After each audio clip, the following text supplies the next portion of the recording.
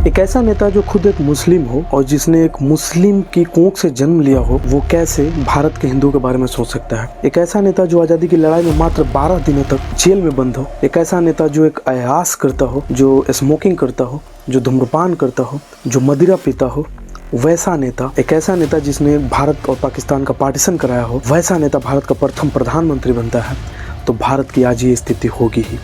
आज जितने भी रेलवे प्लेटफॉर्म्स, जितने भी संस्थाएं प्राइवेटाइजेशन की जा रही है, उसमें एक ही नेता जिम्मेदार है, और वो है भारत का प्रथम प्रधानमंत्री पंडित जवाहरलाल नेहरू। एक अनपढ़ नेता, एक बिना पढ़ा लिखा नेता, एक अयास नेता और एक बिना योग्यता के प्रधानमंत्री बना हुआ नेता भारत को इस स्थिति में जरूर भेज सकता है। आज के जो हमारे प्रधानमंत्री या जो भी नेतागण हैं, उनके अगर कामों में बाधा आ रही है तो उसका सिर्फ एक ही व्यक्ति जिम्मेदार है, वो है पंडित जवाहरलाल नेहरू। ये कहना मेरा नहीं है, ये कहना आज के नेतागण का है। मैं किसी खास नेतागण का नाम नहीं ले रहा हूँ, और ये कहना है आज के नवयुवकगण जो नेताओं को फॉलो करते हैं। कितनी सच्चाई है इन बातों में, इस पर्टिकुलर वीडियो में मैं बात करूंगा। क्या क्या आरोप उन पे लगे पंडित जवाहरलाल नेहरू पे, और उसकी असली सच्चाई क्या है, क्या सोचते हैं लोग उनके बारे में, और क्या कुछ सोचना चाहिए हमें, क्या किए थे हमारे लिए पंडित जवाहरलाल नेहरू, सब कुछ पूरे डिटेल में जानते हैं।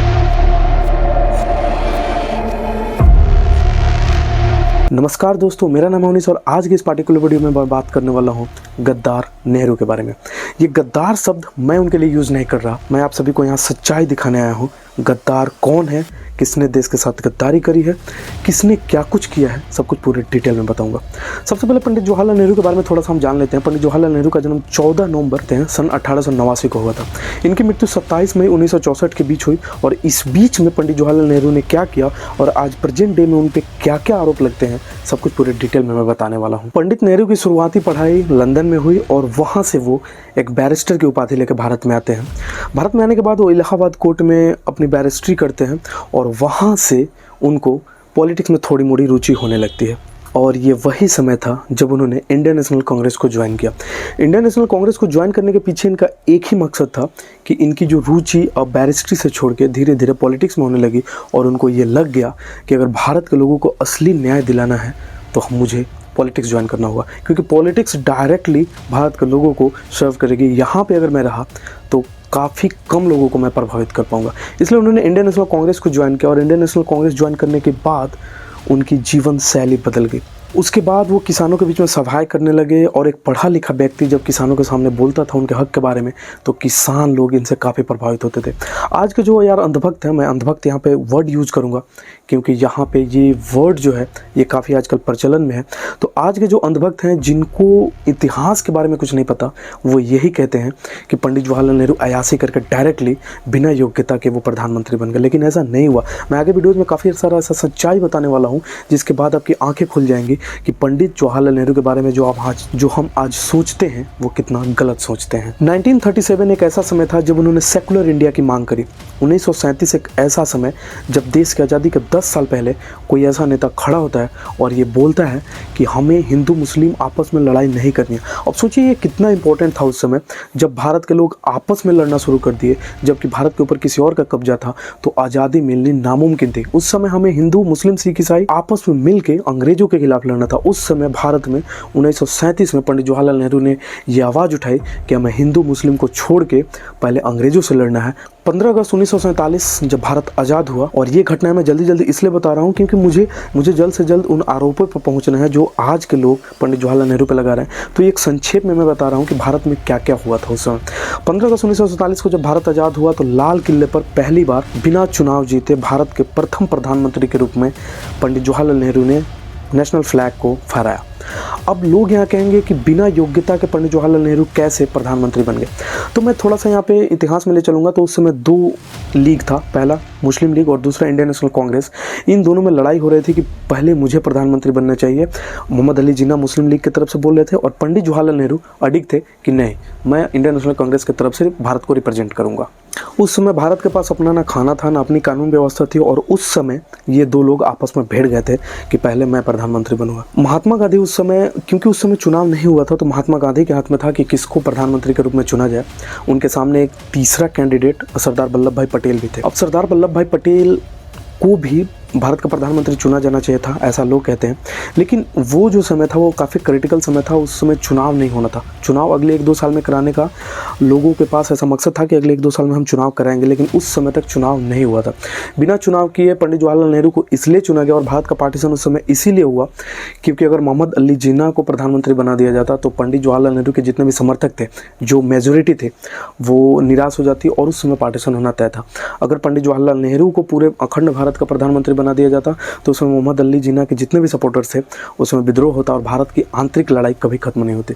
इसलिए ये पार्टीशन बिल्कुल ज़रूरी हो गया था और ये पार्टीशन उस समय किसी एक व्यक्ति के कारण नहीं हुआ, ये पूरी एक समर्थन के कारण हुआ। अगर किसी एक व्यक्ति को उस समय प्रधानमंत्री बना दिया जाता तो भारत में आंतरिक विद्रोह काफ़ी बड़ा फैलता और उस समय अगर ये विद्रोह हो जाता तो भारत कभी भी ऊपर अपने पैरों पर कभी नहीं खड़ा होता, भारत कई टुकड़ों में बढ़ जाता। भारत में पहला चुनाव सन 1951 में हुआ और पंडित जवाहरलाल नेहरू लगातार 3 बार भारत के प्रधानमंत्री चुने गए चुनाव के द्वारा। और अगर आप ये कह रहे हो कि सरदार वल्लभ भाई पटेल को प्रथम प्रधानमंत्री के रूप में शपथ लेना चाहिए था, तो सरदार वल्लभ भाई पटेल की मृत्यु 15 दिसंबर सन 1950 में हुई थी और भारत का पहला चुनाव उनके मृत्यु के ठीक 1 साल बाद हुआ।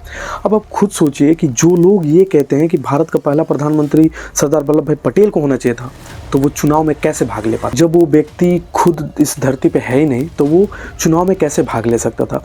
और अगर पंडित जवाहरलाल नेहरू इतने ही अयोग्य थे तो लगातार 3 चुनाव सन 1951, 57 और 62 का चुनाव कैसे जीते?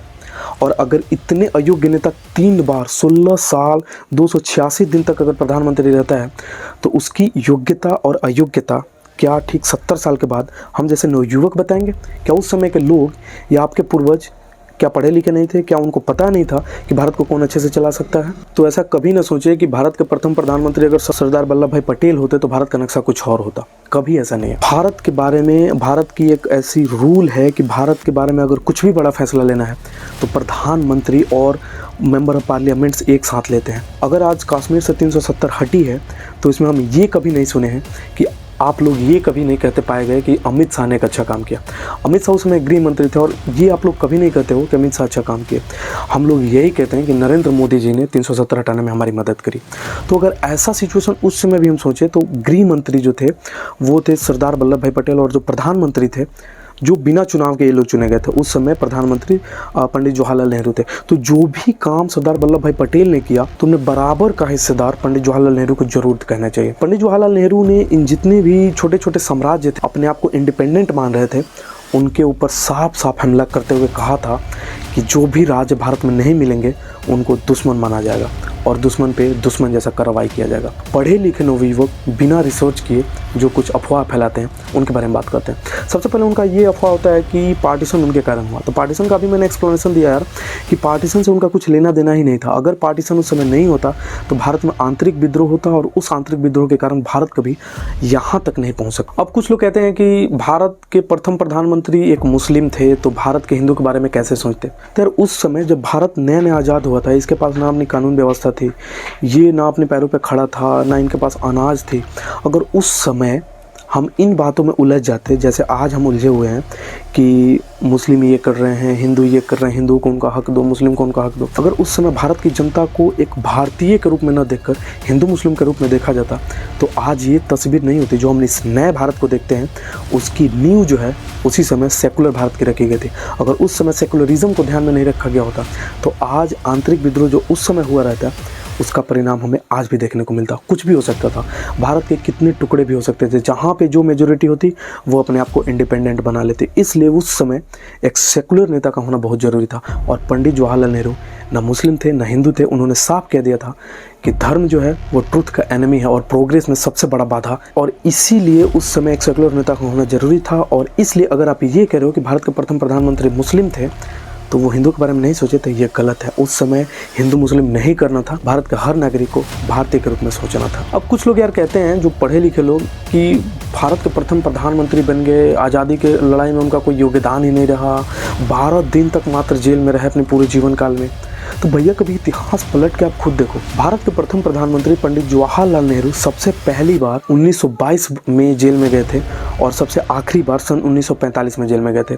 इसमें सबसे कम दिनों तक वो 12 दिन तक जेल में रहे और सबसे ज़्यादा दिनों तक वो 1041 दिन मतलब ऑलमोस्ट 3 ईयर्स कंटिन्यूसली वो जेल में थे। अब ऐसा नहीं है कि वो जो जेल थे वो भारत के शासन में उस समय नहीं चलते थे। 1922 से 1945 के बीच में जब पंडित जवाहरलाल नेहरू जेल में जाते थे तो उस समय उस पर अंग्रेज़ों का शासन था। अंग्रेज शासन से जब जेल चलाते थे तो उस समय ऐसा नहीं कि इनको एक सेपरेट चीज़ें मुहैया कराई जाती थी या इनको ऐसी चीज़ों में रखा जाता था जिसमें काफ़ी सारे सुख सुविधाएं, ऐसा बिल्कुल नहीं था। तो इसलिए ये सोचना कि भारत के प्रथम प्रधानमंत्री कभी जेल ही नहीं गए तो ये बिल्कुल गलत होगा। 1922 से 1945 में पंडित जवाहरलाल नेहरू कई बार जेल में गए, जिसमें ये सबसे ज़्यादा 1041 दिन तक जेल में रहे, तो ये भी अफवाह गलत है। अब कुछ लोग यार ये कहते हैं कि सरदार वल्लभ भाई पटेल जी को प्रथम प्रधानमंत्री क्यों नहीं बनाया गया, तो आपको ऑलरेडी पता ही है सरदार वल्लभ भाई पटेल की मृत्यु 1950 में ही हो गई और भारत का पहला चुनाव 1951 में हुआ। भारत के सारे नागरिकों ने मिलजुल कर पंडित जवाहरलाल नेहरू को बहुमत से जिताया और एक बार नहीं 3 बार पंडित जवाहरलाल नेहरू को जिताया गया। तो ये एक अयोग्य नेता नहीं थे और उस समय चुनाव में भी सरदार वल्लभ भाई पटेल भाग नहीं ले सकते थे क्योंकि उनकी उस समय तक मृत्यु हो चुकी थी। तो ये भी कहना बिल्कुल गलत होगा। अब कुछ यार इमेजेस दिखाए जाते हैं जिसमें पंडित जवाहरलाल नेहरू अलग अलग युवतियों के साथ, अलग अलग औरतों के साथ निराशाजनक स्थिति में पाए जाते हैं। कुछ फ़ोटोज़ के बारे में मैं यहाँ ट्रूथ बताना चाहूँगा। सबसे पहला फ़ोटो नयनतारा के साथ, जो कि फ़ोटो भारत के प्रथम प्रधानमंत्री जब लंदन दौरे पे थे तो नयनतारा सहगल उस समय वहाँ काम कर रही थी और उनको रिसीव करने नयनतारा सहगल आई थी। अब आप भूलिए मत कि पंडित जवाहरलाल नेहरू की अपनी भतीजी नयनतारा सहगल थी और इसीलिए ये फ़ोटो ऐसे दिखाया गया। तो ये फ़ोटो देख कर आप कभी ये मत सोचना कि पंडित जवाहरलाल नेहरू अयासी करते थे, बिल्कुल नहीं, ये बिल्कुल गलत है। फिर दूसरा फ़ोटो दिखाया जाता है विजय लक्ष्मी पंडित जी के साथ, जो यूएस के दौरे पे जब 1949 में पहली बार पंडित जवाहरलाल नेहरू गए थे। और यूएस के दौरे पे क्यों गए थे, क्योंकि भारत में उस समय गेहूं की शॉर्टेज थी और गेहूं को इंपोर्ट करने के लिए वो यूएस गए और यूएस के राष्ट्रपति से उन्होंने गेहूं को आयात करने के लिए रिक्वेस्ट किया और उसी समय विजय लक्ष्मी पंडित उनको रिसीव करने गई थी और एयरपोर्ट पे ही ये फ़ोटो क्लिक किया गया था। और इस फ़ोटो को भी निराशाजनक स्थिति में आज के युवक लोग दिखाते हैं और कुछ व्हाट्सएप यूनिवर्सिटी के जो योग्य नवयुवक हैं वो व्हाट्सएप पे ये भ्रम फैलाते हैं कि ये युवती इनकी अयासी का एक नमूना है। अब तीसरा फ़ोटो यह दिखाया जाए मृणालिनी साराभाई के साथ। मृणालिनी साराभाई के पति विक्रम साराभाई जो इसरो के संस्थापक थे उस समय और एक बहुत बड़े साइंटिस्ट थे। विक्रम साराभाई से पंडित जवाहरलाल नेहरू के जो संबंध थे वो काफ़ी अच्छे थे और मृणालिनी साराभाई उस समय कथकली की एक सुपर डांसर थी। कथकली उस समय यार काफ़ी प्रचलित नहीं था, लेकिन पंडित जवाहरलाल नेहरू जब दिल्ली में इनका कार्यक्रम था तो इन्होंने बुलाई थी। तो आपको मैंने ऑलरेडी बता दिया कि इनके संबंध काफ़ी अच्छे थे, जिसके कारण पंडित जवाहरलाल नेहरू उनके डांस को देखने जाते हैं और डांस को देखने के बाद उनको कॉन्ग्रेचुलेट करने के लिए स्टेज पे जाते हैं और ये कॉन्ग्रेचुलेशन जब करते हैं तब की फ़ोटो है। अब 40-50 साल बाद इस फोटो को ऐसे दिखाया जाता है तो आज के नवयुवक लोग बिना कुछ ट्रूथ को जाने ऐसे इस फोटो को दिखाते हैं जैसे कि ये पंडित जवाहरलाल नेहरू उस समय ऐसे करते थे। अब बात करते हैं यार स्मोकिंग करते हुए कुछ पिक्चर्स आज भी फैलते हैं। तो एक बात बताइए, अगर स्मोकिंग करना उतना ही गलत है तो सुभाष चंद्र बोस भी स्मोकिंग करते थे, तो क्या सुभाष चंद्र बोस भी गलत? और अगर स्मोकिंग नहीं करने वाला व्यक्ति इतना अच्छा होता है तो हिटलर स्मोकिंग नहीं करता था। इसके साथ साथ कई सारे ऐसे शासक थे जो स्मोकिंग नहीं करते थे, तो क्या हिटलर अच्छा आदमी हो गया क्योंकि वो स्मोकिंग नहीं करता था? तो अगर ऐसी स्मोकिंग के आधार पे अगर हम लोगों के चरित्र को जानने लगे तो ये गलत होगा। ये जितनी भी बातें मैंने बोली है सबका लिंक डिस्क्रिप्शन बॉक्स में है, तो अगर आपको कोई सा भी डाउट लगता है, कोई सा भी झूठ लगता है इसमें से प्रूफ, तो प्लीज़ उस लिंक पर क्लिक करके अपनी आँखों से पढ़ें और फिर प्लीज़ कृपया करके किसी भी ऐसे प्रधानमंत्री को जो नए भारत की नींव को रखा था, जो भारत आज हम देख रहे हैं उसके नींव को रखा था, उसको बदनाम न करें। आपके पूर्वजों ने उनको 3 बार चुनाव जितवाकर भारत का प्रथम प्रधानमंत्री बनाते हैं। इसके साथ साथ लगातार 3 बार वो चुनाव जीतते हैं और उनको बदनाम करके कहीं ना कहीं आप अपने पूर्वजों को बदनाम कर। मैंने इतनी बातें कर दी तो आप लोग कहोगे कि 17 साल तक भारत के प्रधानमंत्री ने देश को लूटा, अपने परिवार को आगे बढ़ाया।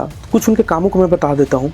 जो आज की सरकार जिन चीज़ों को प्राइवेटाइजेशन कर रही है उसमें मैक्सिमम चीज़ें उसी समय उनकी नींव रखी जा रही थी। आज जब हमारे प्रधानमंत्री जी झंडे दिखा के चंद्रयान 3 की सक्सेसफुल लैंडिंग को प्रदर्शित कर रहे थे टीवी पे बैठ के, तो मैं बताना चाहूँगा कि जो इसरो इस समय चंद्रयान 3 लॉन्च कर रहा है, आदित्य L1 लॉन्च कर रहा है, उसकी नींव भारत के प्रथम प्रधानमंत्री जी ने रखे थे।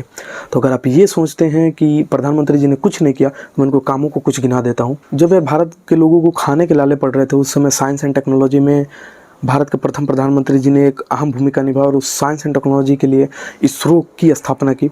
उसके साथ साथ डिपार्टमेंट ऑफ एटॉमिक एनर्जी की स्थापना की, भाभा एटॉमिक रिसर्च सेंटर की स्थापना की, इंडियन स्पेस रिसर्च ऑर्गेनाइजेशन की स्थापना की, नेशनल केमिकल लेबोरेटरी की स्थापना की, इसके साथ साथ नेशनल फिजिकल लेबोरेटरी की स्थापना की, नेशनल फ्यूल रिसर्च स्टेशन की स्थापना की, oil and natural gases and corporation limited की स्थापना की। तो इसके साथ साथ भारत को डेमोक्रेटिक सेकुलरिज्म बनाने में भी पंडित जवाहरलाल नेहरू का अहम भूमिका थी। तो अगर अब भी आप पंडित जवाहरलाल नेहरू को गलत मानते हैं तो नमस्कार है आपको, मानते रहिए। आपको मानने या न मानने से कुछ नहीं होगा। आज भी जितने भी पढ़े लिखे लोग हैं वो पंडित जवाहरलाल नेहरू को एक बढ़िया नेता जरूर मानते हैं। मिलते हैं नेक्स्ट वीडियो में। अगर आपको वीडियो अच्छा लगा तो प्लीज़ जो लोग पंडित जवाहरलाल नेहरू के बारे में ऐसा बात करते हैं उनको वीडियो शेयर करें और साथ साथ नीचे जो प्रूफ है उस प्रूफ को पढ़ें और प्लीज़ इस वीडियो को लाइक करें, चैनल जरूर सब्सक्राइब कर लें। मिलते हैं नेक्स्ट वीडियो में एक नए मुद्दे के साथ। तब तक के लिए have a good day, bye bye.